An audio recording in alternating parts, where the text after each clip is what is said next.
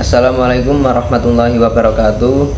Perkenalkan, nama saya Al-Azdan Maulana dengan NIM 221104040004. Di sini saya akan sedikit memaparkan tentang gambaran umum ilmu arkeologi. Video ini dibuat untuk memenuhi tugas ujian tengah semester dari mata kuliah arkeologi yang diampu oleh dosen pengampu Bapak Mawardi Purbo Sanjoyo MA.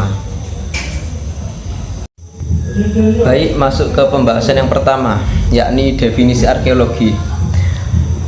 Apa sih arkeologi itu? Arkeologi berasal dari dua kata, yakni arkeo dan logos. Arkeo yang berarti kuno dan logos yang berarti ilmu. Sehingga pengertian dasar dari arkeologi ialah ilmu yang mempelajari perihal kuno atau biasa juga disebut dengan ilmu keperbakalaan. Arkeologi adalah ilmu yang mempelajari kebudayaan umat atau manusia pada masa lalu melalui kajian-kajian sistematis atas data-data bendawi yang ditinggalkan. Kajian sistematis itu meliputi penemuan, dokumentasi, analisis, nilai-nilai budaya, norma, kebiasaan, dan hukum. Ada juga adat istiadat dan interpretasi data berupa artefak. Artefak ini berupa budaya bendawi seperti kapak, batu, dan bangunan-bangunan candi.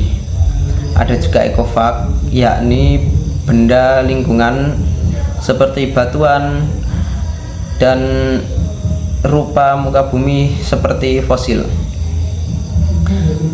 Terus secara khusus arkeologi ini adalah ilmu yang mempelajari budaya masa silam yang sudah berusia tua, baik pada masa prasejarah maupun sejarah.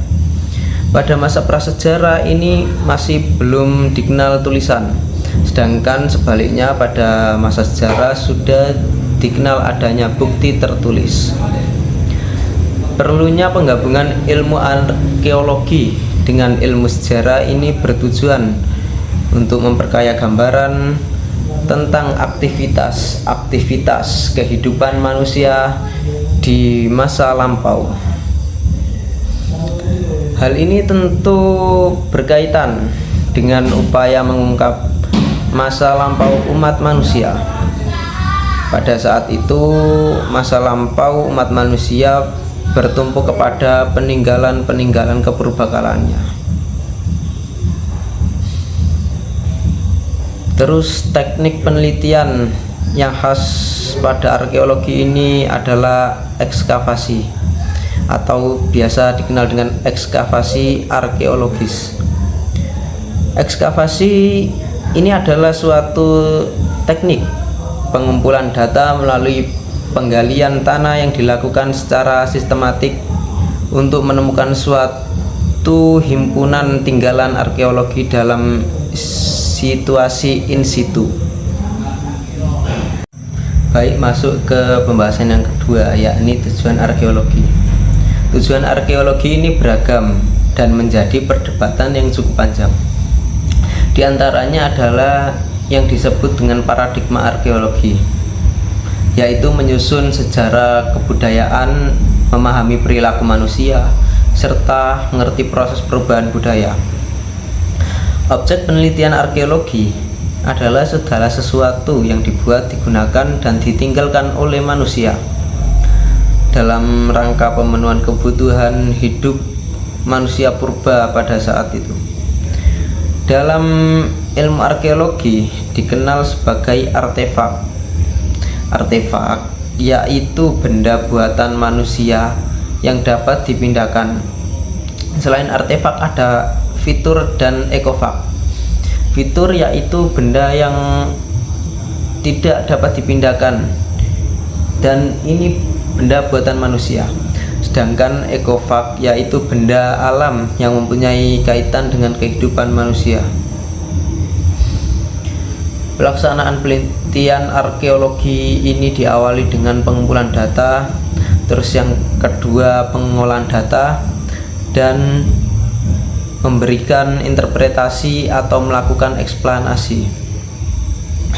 Data-data yang dimaksud yaitu segala sesuatu yang dapat memberikan informasi tentang proses budaya. Kemudian dilakukan pengolahan data, mulai dari apa nama benda tersebut, terbuat dari apa benda tersebut, bentuknya bagaimana, terus siapa pembuatnya. Tidak hanya itu, ada apa fungsinya, berasal dari mana, kapan dibuat benda tersebut, serta informasi awal lain tentang benda tersebut. Setelah dilakukan pengolahan data, maka tahap akhir yaitu melakukan interpretasi atau eksplanasi. Eksplanasi ini bertujuan untuk menarik generalisasi proses budaya.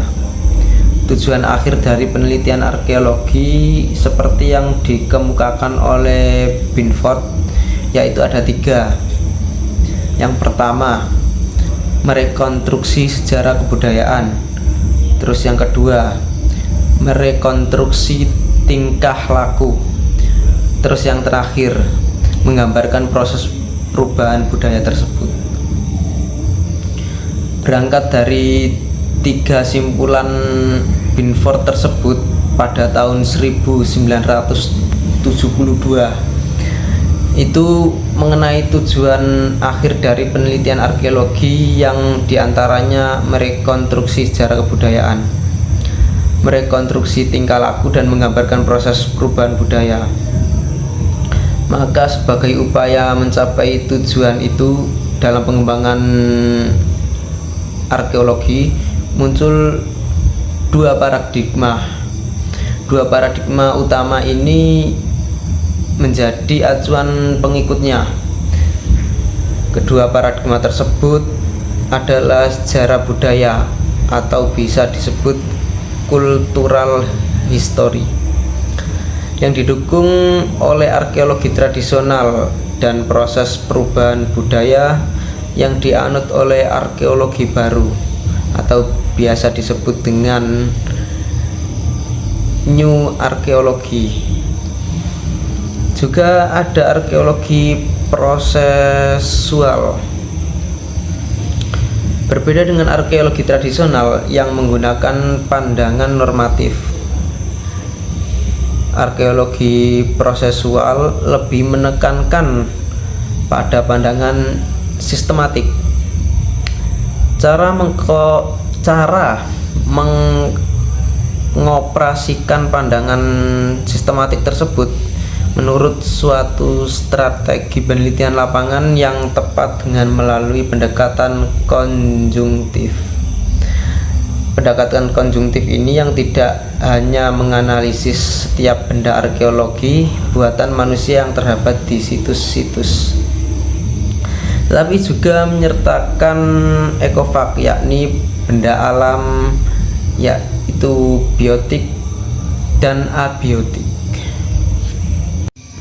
Hakikat, konsep, dan teori kerja arkeologi. Apa sih hakikat kerja arkeologi itu? Tanu Dirja mengemukakan bahwa kerja arkeologi sebenarnya sama dengan pemulung. Pernyataan ini berangkat dari kerangka pikir M.B. Schiffer tentang proses transformasi budaya. Konsep arkeologi berguna untuk memberikan wawasan kepada masyarakat tentang kehidupan pada masa lalu, dikarenakan yang terjun ke bidang praktek tidak hanya para arkeologi sarjana, tetapi juga masyarakat ikut andil peran untuk menjaga peninggalan tersebut. Teori arkeologi. Teori arkeologi ini mengacu pada berbagai kerangka intelektual yang digunakan para arkeolog untuk menafsirkan data-data peninggalan kuno. Tokoh-tokoh arkeologi di Indonesia yang terkenal, contohnya ada Raden Sukmono yang mengepalai pemugaran Candi Borobudur. Terus ada juga Sujono yang merupakan pendiri dan ketua Ikatan Ahli Arkeologi Indonesia pertama. Beliau juga merupakan mantan Kepala Pusat Penelitian Arkeologi Nasional. Terus di Indonesia ini, perkembangan arkeologi itu dimulai dari lembaga-lembaga yang bergerak di bidang kebudayaan. Contoh seperti Koningingslick Batavia.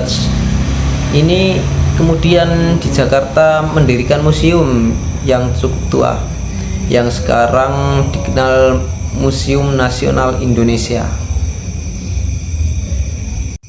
Sekian yang dapat saya sampaikan, selebihnya mohon maaf. Saya pamit undur diri. Wassalamualaikum warahmatullahi wabarakatuh.